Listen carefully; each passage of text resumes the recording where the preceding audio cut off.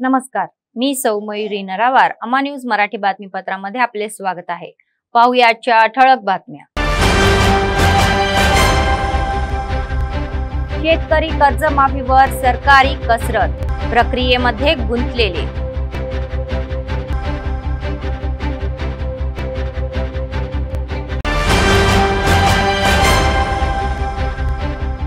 Web पर्यायासाठी शिक्षण विभागाची संधी, शिक्षकांची अपेक्षा चुकीची.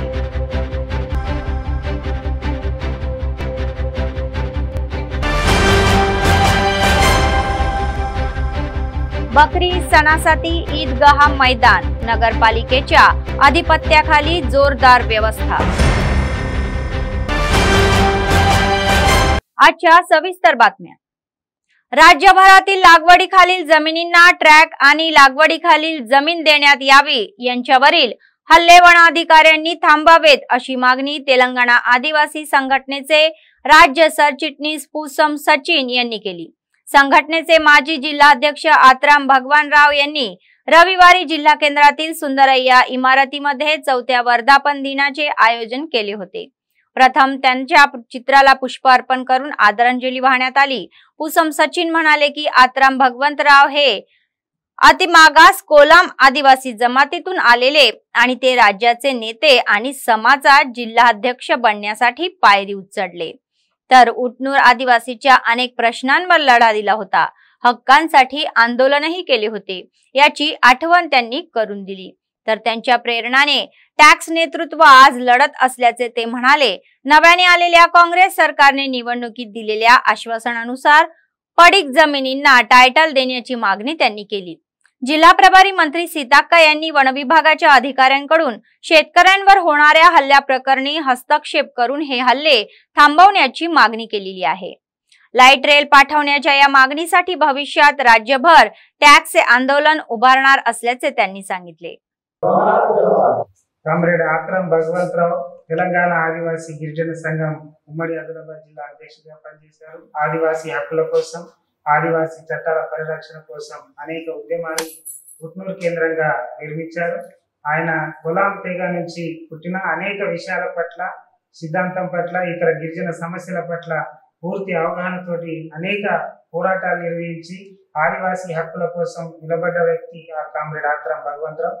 ఈ రోజు ఆయన దూరమై 4 ఏళ్ళు అవుతున్నది. ఆయన వర్ధంతి ఈ రోజు తెలంగాణ ఆదివాసీ గిరిజన సంఘంగా మేము జరుపుకోవడం అనేది జరుగుతుంది. అట్లాగే ఈ వర్ధంతి సందర్భంగా ఏదైతే ఆదివాసీ గిరిజనులు, ఇతర పేదలు సాగు చేస్తున్నటువంటి పోడు భూములకు గత ప్రభుత్వం పట్టాలు ఇస్తానని చెప్పి హామీలు ఇచ్చింది. అనేక మందికి పట్టాలు పంపిణీ చేయలేదు. కొంతమందికి మాత్రమే పట్టాలు పంపిణీ చేయడం అనేది జరిగింది.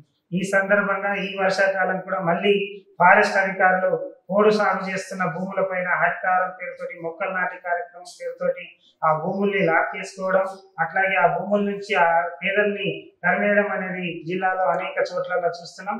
కాబట్టి కాంగ్రెస్ ప్రభుత్వం నూతనంగా వచ్చేది ఆదివాసీల హక్కులు వాళ్ళకి తెలుసు, వాళ్ళ పోడు భూముల ఇష్యూ వాళ్ళకి తెలుసు. మంత్రి సీతక్క గారికి కూడా ఈ విషయం పట్ల తెలుసు. కాబట్టి పోడు సాగు చేస్తున్న ఆదివాసీల పైన, ఇతర పేదల పైన ఫారెస్ట్ అధికారుల దౌర్జన్యాలు ఆపి ఎవరైతే సాగు చేస్తున్న వారికి భూములకు హక్కు పత్రాలు లేవో వాళ్ళందరికీ హక్కు పత్రాలు ఇవ్వాలని ఈ సందర్భంగా మేము డిమాండ్ చేస్తున్నాం. గిరిజనుల సమస్యల పైన ఈరోజు జిల్లా కమిటీ సమావేశంలో తీర్మానం చేసి భవిష్యత్తు ఉద్యమాన్ని నిర్మిస్తామనే దాని గురించి, అట్లాగే ఈ జిల్లా కమిటీ సమావేశం సందర్భంగా పోడు భూముల పైన ప్రత్యేక కార్యాచరణతోటి ఫారెస్ట్ అధికారుల దౌర్జన్యాలు, అట్లాగే ప్రభుత్వం ఏదైతే పట్టాలు ఇవ్వాలో దానిపైన పోరాటాలని రూపకల్పన ఈ రోజు చేస్తామనే దాని గురించి ఈ సందర్భంగా తెలియజేస్తున్నాం.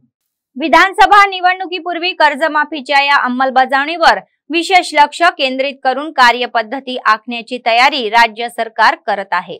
15 ऑगस्ट पर्यंत कर्जमाफी करणार असल्याचे खुद मुख्यमंत्री रेवंत रेड्डी यांनी जाहीर केल्याने सर्वेक्षणापूर्वी शेतकऱ्यांमध्ये नवे आशा निर्माण झाले आहे. तर आतापर्यंत तेलंगणा राज्य सरकारी बँकेकडून आलेल्या या सूचनेनुसार सहकारी बँक शेतकऱ्यांना मिळालेल्या कर्जाच्या थकीत रक्कमेबाबत मोजणी करत असल्याचे दिसते. किती शेतकऱ्यांनी बँकांकडून कर्ज घेतले आहे, त्यांना किती व्याज दिले जात आहे आणि शेतकऱ्यांच्या नावावर किती कर्ज शिल्लक आहे याची माहिती गोळी केला जात आहे. तर दुसरीकडे राज्याची राजधानी हैदराबाद मध्ये नुकत्याच झालेल्या या मंत्रिमंडळाच्या बैठकीमध्ये मंत्रिमंडळाने प्रक्रियेला अंतिम रूप देण्याबाबत महत्त्वपूर्ण निर्णय घेतलेले आहे।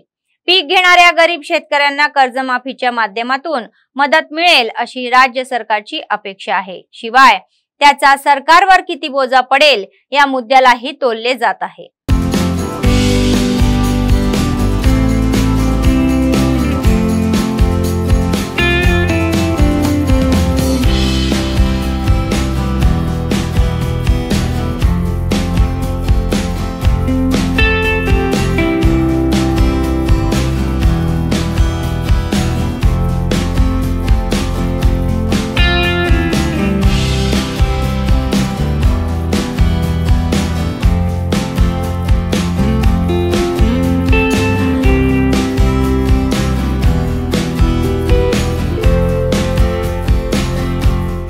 राज्य सरकारने 2 लाखापेक्षा कमी थकबाकी असलेल्या शेतकऱ्यांचे कर्ज माफ करण्याची घोषणा केली। त्यावेळी संयुक्त आदिलाबाद जिल्ह्यात 62,000 शेतकऱ्यांना 485 कोटीचे कर्ज मिळाले असून ते थकबाकीदार असल्याचे आढळून आलेले आहे।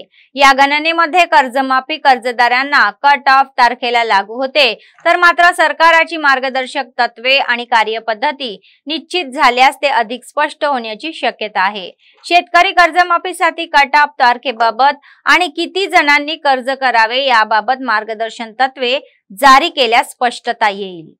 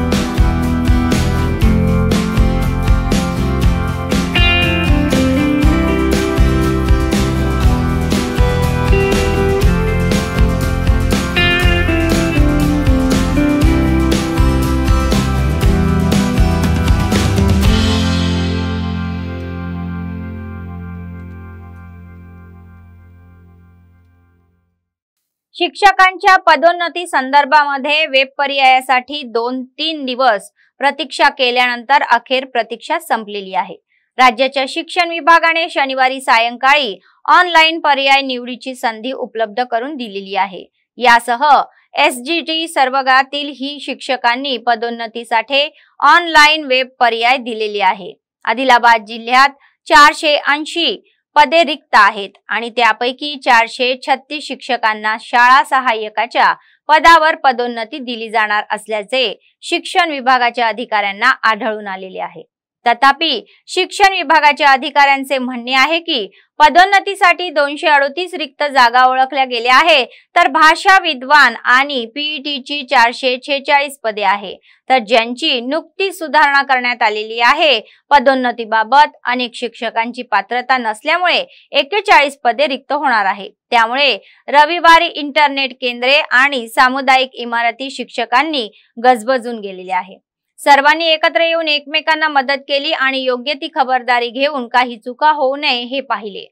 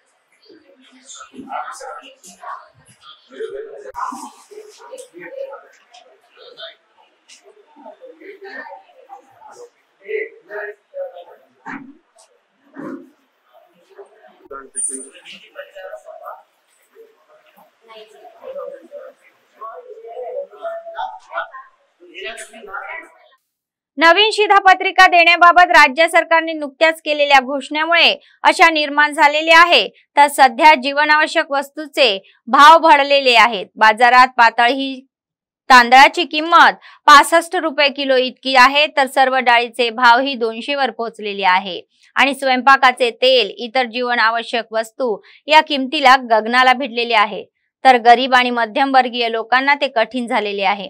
अशा वेळी सीएम रेवंत रेड्डी यांनी नुकत्याच केलेल्या घोषणेमुळे गरीब, मध्यमवर्गीय आणि मजुरांना काहीसा दिलासा मिळालेला आहे। दर महिन्याला कुटुंबाच्या उत्पन्नाचा सिंहाचा वाटा अत्यावश्यक गरजांसाठी वाटप केलेला आहे, तर परंतु ज्यांच्याकडे रेशन कार्ड आहे अशा प्रत्येकाला रेशनाच्या वस्तूचे वाटप करण्यात सरकार आनंदी आहे।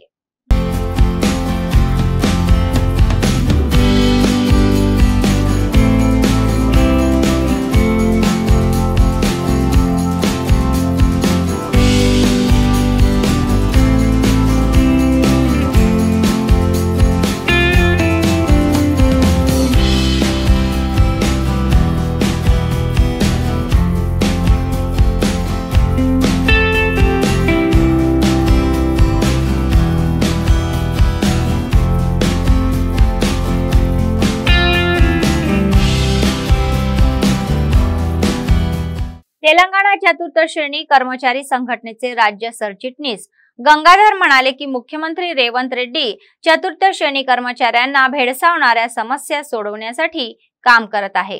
रविवारी संघ भवनात आयोजित पत्रकार परिषद मध्ये संघाच्या सदस्यांसह ते सहभागी झाले होते।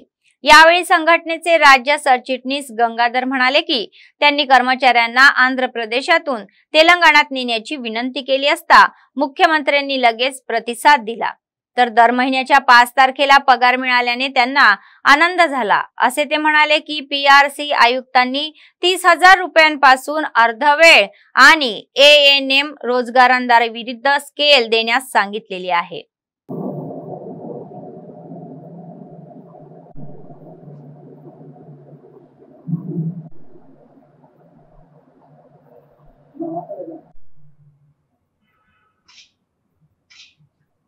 గౌరవ ముఖ్యమంత్రి శ్రీ రేవంత్ రెడ్డి గారికి మా యొక్క తెలంగాణ కేంద్ర సంఘం తరపు నుండి గడ్డం జ్ఞానేశ్వర్ గారి ఆధ్వర్యంలో మరి నేను పనిచేస్తున్న రాష్ట్ర ప్రధాన కార్యదర్శిగా వారికి మా తెలంగాణ కేంద్ర సంఘం పక్షాన ప్రత్యేకంగా ధన్యవాదాలు। అయ్యా, మీరు మాట తప్పకుండా మా యొక్క ఉద్యోగస్తులకు 5వ తారీఖు లోపల జీతాలు ఇస్తారని చెప్పేసి మాట ఇచ్చారు కాబట్టి మాట తప్పకుండా ఉద్యోగస్తులకు ప్రతి నెల 5వ తారీఖు లోపలనే జీతాలు ఇస్తున్నారు కాబట్టి మీకు మీ యొక్క మంత్రివర్గానికి మీ యొక్క ప్రభుత్వానికి మేము ధన్యవాదాలు తెలియజేస్తున్నాం। ఈరోజు మరి నానా ఇబ్బందులకు గురైనటువంటి మా ఉద్యోగులను దాదాపుగా గత ప్రభుత్వం మరి 20వ తారీఖు వరకు కూడా జీతాలు ఇవ్వనటువంటి ప్రభుత్వం ఈరోజు 5వ తారీఖు లోపల జీతాలు ఇచ్చి మా ఉద్యోగుల యొక్క కష్టాలను అర్థం చేసుకున్నారు। బ్యాంకు లోన్ కానివ్వండి, మరి మోటార్ సైకిల్ లోన్ కానివ్వండి, ఇల్లు కొనుక్కున్నటువంటి లోన్ కానివ్వండి, అటువంటి విషయాలు తీసేశారు।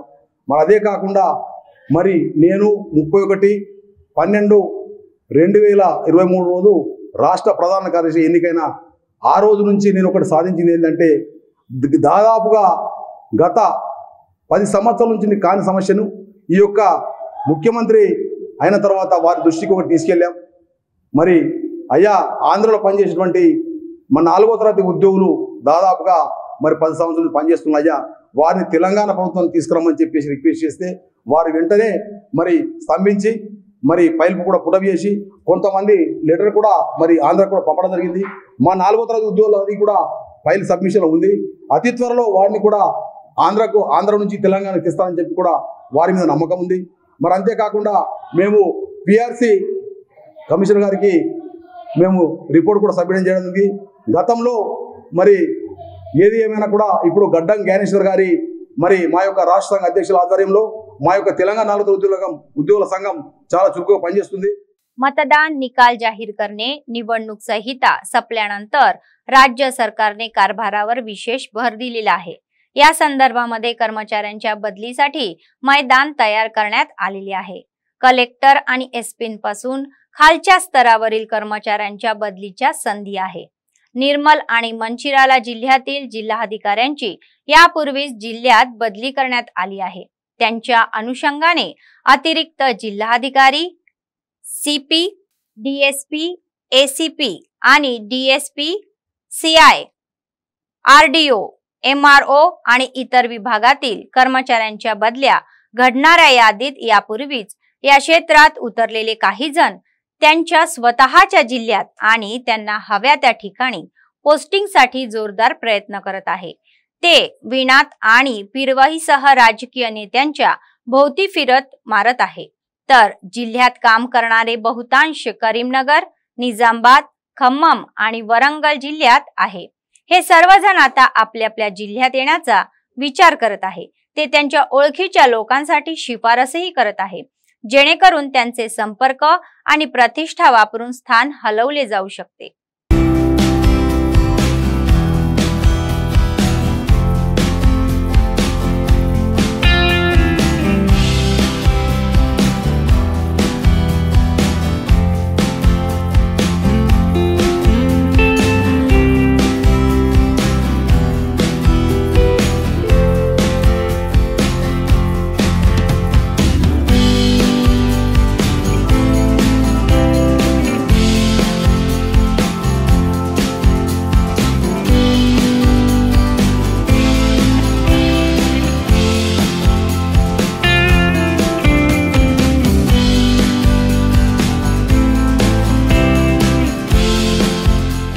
या महिन्याच्या 21 तारखेला आदिलाबाद जिल्हा केंद्रातील जिल्हा परिषदेच्या सभागृहामध्ये जिल्हा परिषदेची पूर्ण बैठक होणार आहे आणि जेडपीचे सभापती राठोड जनांदर यांच्या अध्यक्षतेखाली सकाळी 11 वाजता बैठक सुरू होणार असल्याचे सांगण्यात आलेले आहे. सत्ताधारी काही दिवसात संपत असल्याने या शेवटच्या बैठका असल्याचे सर्वांनाच वाटते. या शेवटच्या सभेला काहीसे महत्त्व प्राप्त झाल्याचे सर्वत्र मानले जात आहे, व्यक्तही होत आहे. महिला సంఘాలు మరి గాడిలో పాల్గొనడం 19 సంఘాల గ్రామం ఈ రోజు వరకు అంటే గణనీయ ఇయర్ మార్చ్ నుండి ఇప్పటి వరకు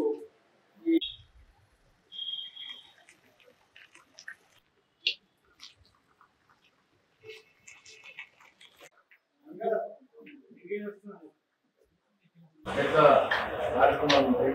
ఒకటేమో ఐపీలో ఇందిరాగాంధీ పథకం దాంట్లో ఎత్తున మహిళా సంఘాలు మరి గాడిలో పాల్గొనడం 19 సంఘాల గ్రామం ఈ రోజు వరకు అంటే గణనీయ ఇయర్ మార్చ్ నుండి ఇప్పటి వరకు मुस्लिम बांधव मोठ्या थाटामाटात साजरा केल्या जाणाऱ्या बकरी सणाच्या पार्श्वभूमीवर आदिलाबाद जिल्हा मध्यवर्ती भागामध्ये बंदोबस्ताची जोरदार तयारी सुरू आहे. शहरातील बुक्तापूर ईदगाह येथे नमाजच्या वेळी कोणतीही अडचण येऊ नये यासाठी आदिलाबाद महानगरपालिका पूर्ण उपाययोजना करत आहे. सोमवारी सकाळी मुस्लिम बांधव ईदगाह मैदानावर नमाज अदा करतील तेव्हा मैदानात विशेष व्यवस्था करण्यात आलेली आहे. मायक्रोफोन बसवण्याबरोबरच ईदगाह मैदानाची स्वच्छता आणि कार्पेट करण्यात आलेली आहे.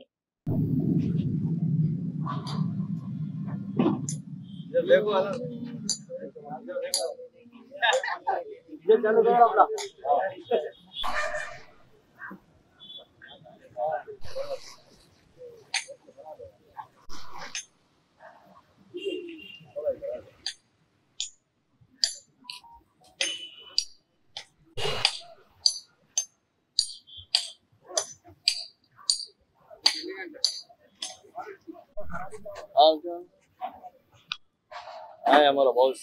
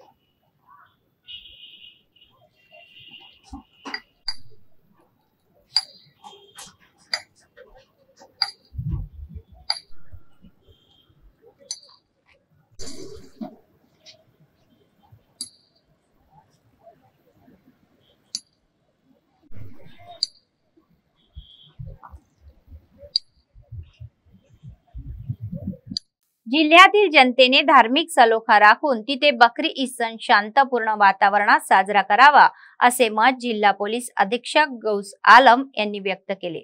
बकरी ईद सणानिमित्त त्यांनी सुरक्षतेसाठी जाणाऱ्या अधिकाऱ्यांची दूरध्वनीवरून बैठक घेऊन कर्मचाऱ्यांना निर्देश दिले।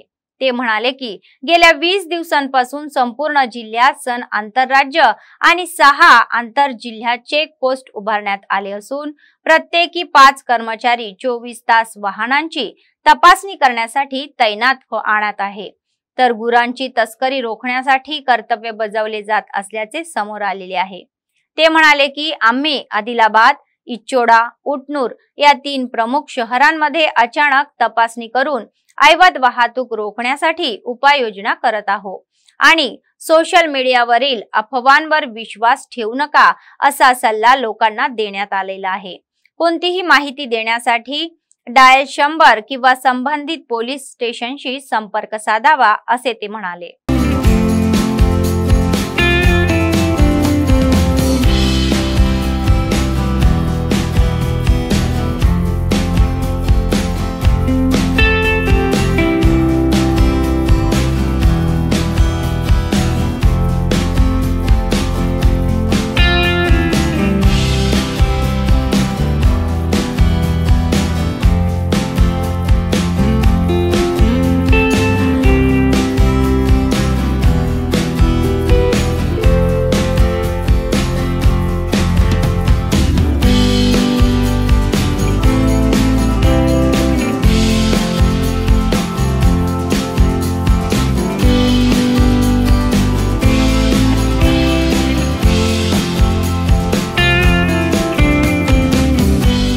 बातमी संपण्यापूर्वी पुन्हा एकदा ठळक बातम्या।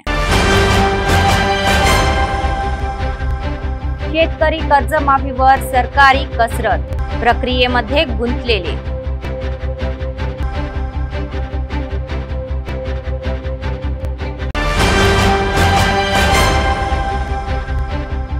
वेब पर्यायासाठी शिक्षण विभागाची संधी, शिक्षकांची अपेक्षा चुकीची।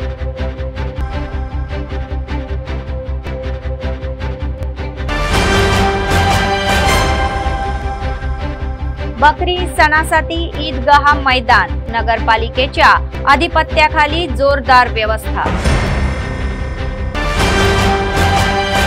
या होत्या आजच्या बातम्या। पुढच्या बातमीपत्रात पुन्हा भेटूया। तोपर्यंत पाहत रहा अम्मा न्यूज, सत्तेसाठी जनतेसाठी। नमस्कार।